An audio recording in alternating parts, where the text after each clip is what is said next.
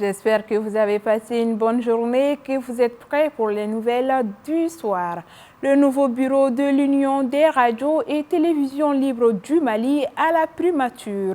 Le nouveau bureau de l'Union des radios et télévisions libres du Mali, dirigé par Mahmoudou Bokoum, s'est engagé à renforcer la diffusion de messages de cohésion en collaboration avec le gouvernement de la transition. L'URTEL, regroupant 451 radios à travers le pays, est considéré comme un atout majeur pour informer les actions gouvernementales.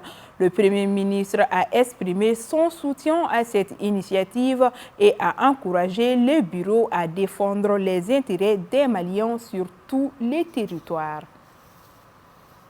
Nous restons toujours à la primature. Le PM Choguel Kokala Maïga a rassuré qu'il n'y aura pas de vente de l'Institut national des arts lors de sa rencontre avec une délégation de l'INA le lundi. Il a encouragé les préoccupations à être soumises dans un mémorandum pour la préservation du patrimoine culturel. L'avenir de l'INA sera décidé après consultation avec le secteur, confirmant ainsi son maintien dans le patrimoine national. Toujours avec le PM, Choguel Kokala Maïga a lancé la campagne Tabalé, appel au sursaut patriotique et citoyen lors d'une cérémonie au Centre international de conférence de Bamako. Il a condamné l'obscurantisme, l'amalgame et l'impérialisme, soulignant la nécessité de l'unité face aux défis actuels. Le Premier ministre a également souligné le rôle de la culture dans la promotion de la paix et la prévention des conflits et a appelé à la cohésion sociale. Des représentants de divers groupes ont contribué à cet appel à l'unité et le Premier ministre a rappelé l'importance du respect de la diversité et de l'identité dans la quête de la paix. À Bafoulavé, l'inscription pour être réserviste dans l'armée a commencé.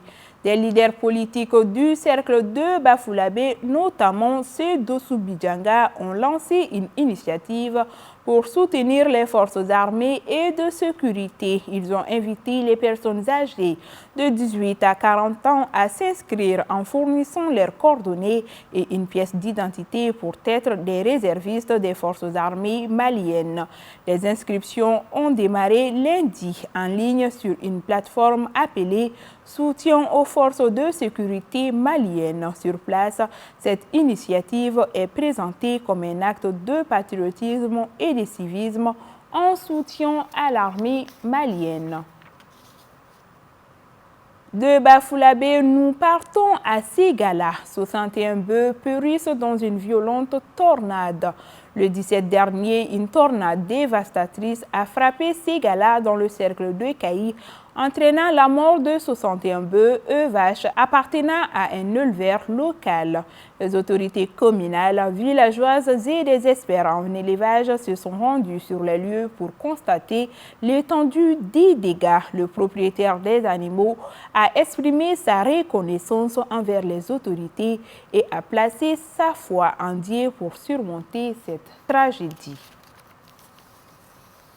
Par ailleurs, Banamba veut rehausser les taux d'admission ODF. Des séries de concertations sur l'éducation avec les acteurs ont débuté lundi à Banamba. Des directeurs d'école, des représentants des syndicats d'enseignants, les sous-préfets et les maires des communes de Boron et Madina Sako participent à la rencontre. Ainsi, elle vise à prendre des alternatives pour rehausser les taux d'admission au diplôme d'études fondamentales.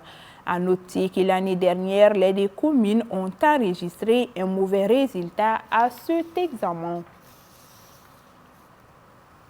Braquage à Kalanan pour finir. Commerçants dépouillés de sommes d'argent et d'or précieux.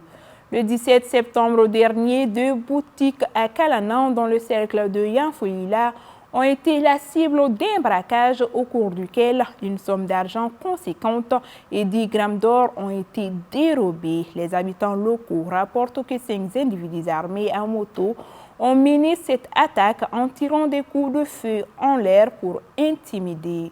Après leur forfait, ils ont pris la fuite sans causer de pertes humaines. La gendarmerie de Kalana a ouvert une enquête pour appréhender ces criminels armés.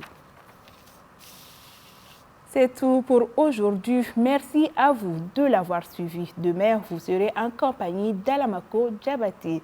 D'ici là, prenez soin de vous et à demain.